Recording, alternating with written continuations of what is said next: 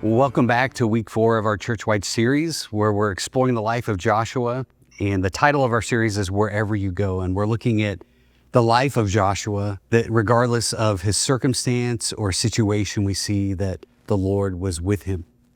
And this week we're looking at the story of Joshua encountering this divine figure, the commander of the Lord's army is what it says in Scripture. This is a story where we see Joshua actually surrendering his life even before he sees the victory that is about to come. And I think it emphasizes the importance of trusting God now in faith, knowing that the Lord has a victory for us around the corner, even if we can't see it. You know, this idea of surrender is really interesting. Again, because the culture that we live in, particularly a Western culture, is a very self-made culture, right? It feels like there's pressure for us to take care of ourselves, to control the world around us, control our own destiny. And yet in Scripture, what we see is a different sort of perspective of trusting God, surrendering our lives to God. And that's a very different thing. It's maybe even a little unnatural. And so let me just ask this question. Why do you think that surrender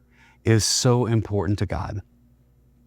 Surrender, I think that's setting yourself aside and putting him in the forefront, in front of worldly views or other people's views. You're just putting him front and center.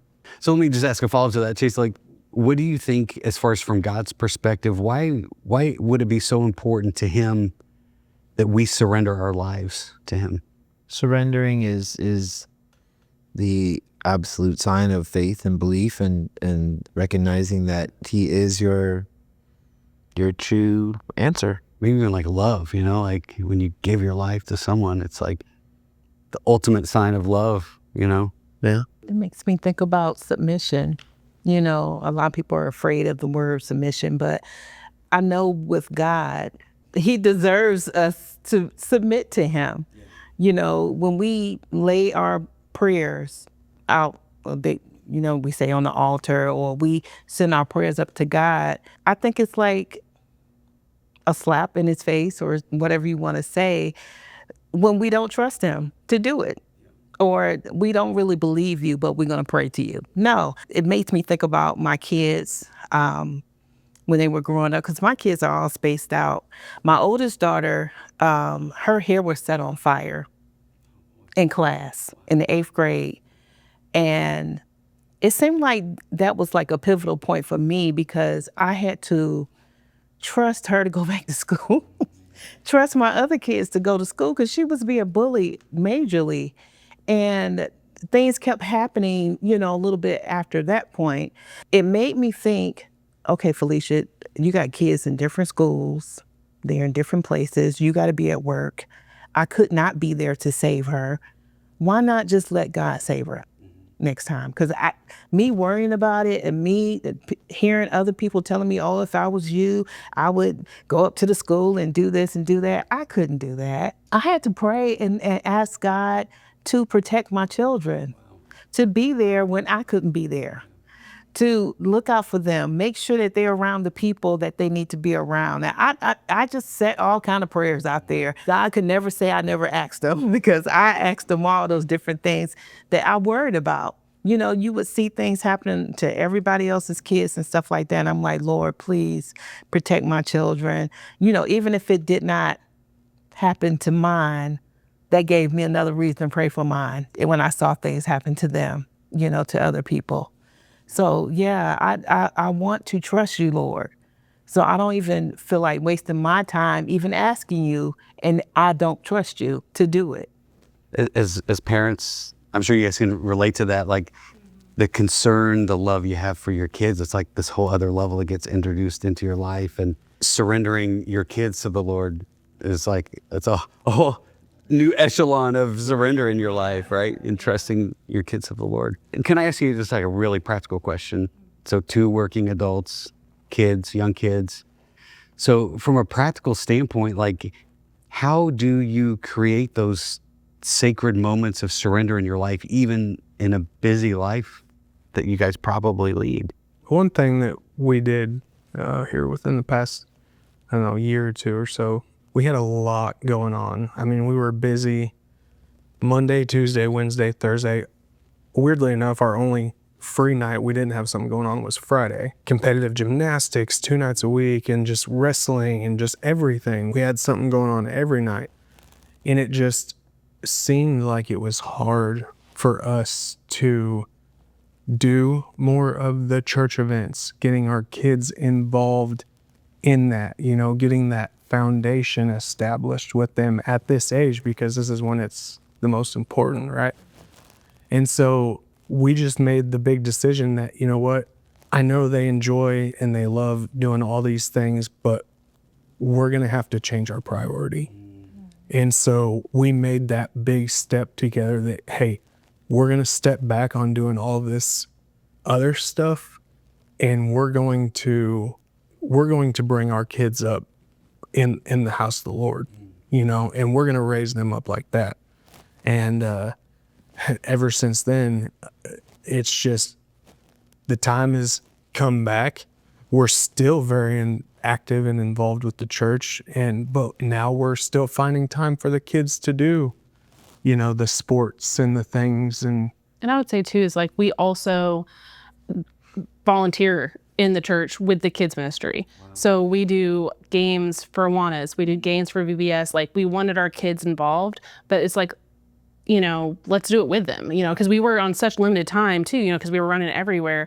But it's like, okay, then let's just do it with them. Like, let's just be active with them, and that way we can see those moments and things like that. And now we, like you said, we've been doing it for a couple of years, and now our youngest, he's like, okay, now I'm going to be a Sparky and I can move around the building, and we know what that means because we're there every, we get it and we're in it and do all the things. And so I think that's kind of what we also just we put them in it, but let's put us in with them, and make it a whole family. And that way we are leading, because you always want to lead by example, and so. I love that. What I hear you saying is like, hey, we set a priority first and we made that thing first, and you built your life around it. And it seems like the Lord has added those other things to it. But when you set that priority for your family, that's awesome.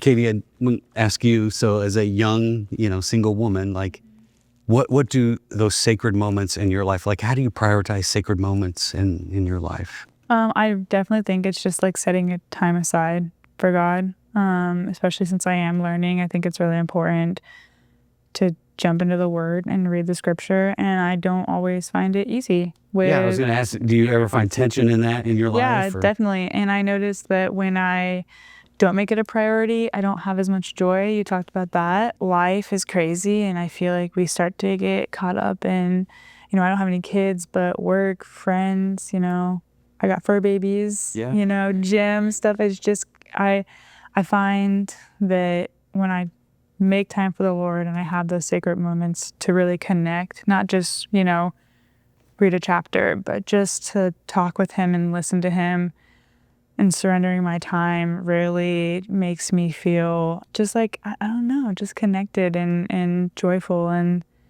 I feel like that's me preparing my heart in a way too, just for the next step too. And helping build your sacred moments. Yeah, building my sacred moments and just continuing on to that. That's good. In the story, we see Joshua and the armies like gearing up for this battle that's in front of them, and then they encounter this divine figure, the commander of the Lord's armies. I don't know about you, but have you ever found that like in your life, it's easy to gear up for the battle and forget about the leader of the army, right? It's like I'm like, I don't know, I'm facing a challenge and I just get myself so geared up to face that challenge and to go after it. Have you ever had moments where you're trying to fight your own battle? Yeah, I mean, I think it's pretty natural for any of us to just want to take control of a situation and make it our own. But often, many times in serious decisions like that, if I'm not including the Lord, I do have feels like a tougher time, or things are a little more stressful. When I go ahead and I surrender that or lay that down, it definitely gives me a little more discernment. Yeah. A little peace, a little rest. Yeah. Well, and knowing you, I mean, we've known each other for a bit. One of the things is it's like, I don't know, I get the feeling in the moment you're not like trying to decide whether you're going to fight the battle on your knees. you have this history of following the Lord and a natural bend in your life to turn to the Lord first. I've noticed that in your life. Thank you. That's awesome. Yeah, I think it's definitely helped me in so many ways and not getting frustrated. I mean, I think everyone can relate to just getting frustrated. I mean, you get frustrated with, I get frustrated with my spouse or kids or fur babies. But when I am in tune, I mean, that frustration level is, if not gone, it's cut down severely. So when something works and something is good, you go back to it. The Lord is always good and always on time. What would you say your advice to get you to that moment is? Because I find when I'm frustrated, I have to get there to be like, okay, God, I don't always, that's not my first choice. At first I reflect on my actions kind of. I go, well, someone cuts me off, for instance, I go, well, certainly I'm going to cut somebody off, and probably it could be the next move I do. But I just kind of take myself and I'd say, okay, well, am I going to get frustrated with this situation, or acknowledge that, I do that also. And then there's times where I try to lift myself up and I just say, hey, Lord, hold on. Why am I lifting myself up? Let me just step back down and try to understand why I'm feeling the way that I'm feeling. And then when I'm able to understand that feeling, then I'm able to kind of process that and work through it, So, and then, like I said, I do pray and I mean, I'm just as quick to want to, throw some judgment out there. I mean, I could do it good. If I could get paid for it, I'd be rich. But no, but I mean, I try to stay away from that, and I just realize, that could be coming my way too, and I don't want anyone judging me. So why would I judge anyone else? Yeah. So that's definitely helped me out. I like that. Isn't it funny on the way here, were we not just talking about? And I was telling her, so in those moments, I find, because I don't know about you guys, but I'm a little bit stubborn when it comes to maybe whether it's getting in arguments or. Yeah. That's not right. Okay. That's not me. Well, maybe you can give me some advice on how to get to that point. But so what I find helps me is in those moments when I'm angry, right, or whatever it may be, specifically this case, anger, of course. But when you're mad, sometimes you get the feelings overwhelming of you may have the thought of, okay, right now you need to pray. But then you're like, but I'm too angry right now. I don't want to pray right now. I don't want to. But that's whenever I kind of just stop and, like you said, realize what I'm doing, realize my actions, and then think, okay, wait, now I'm going to turn this stubbornness, because now I'm realizing if I don't pray right now, I'm letting the enemy have this victory. And that's one thing I'm not going to do. I'm going to be more stubborn about not letting him have this victory than anything else. So what do? I submit, I lay my anger aside, and I just start praying, start talking, whether I'm driving or singing, whatever it may be, and people in the car next to me may be looking at me like I'm crazy talking down the road or whatever, but that's just kind of what I do. I try to use my stubbornness, the flaw, if you will, to my advantage in that point. Stubborn in your faith. Yeah.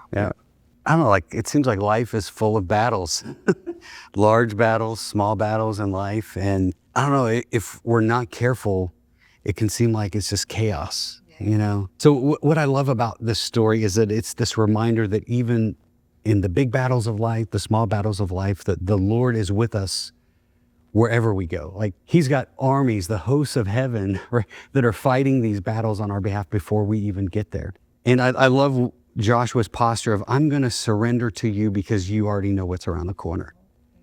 We don't have to force it. We don't have to fight it. We can actually even relax and rest and find joy in the arms of the God who is fighting the battle for us. So thank you all that was a great discussion. It was awesome. So we'll go ahead and let you go to your small group time. I think there's some questions for you to discuss in your own group. And I hope you find this content as valuable and engaging as we found it here. But enjoy your small group time, and we'll see you back next week.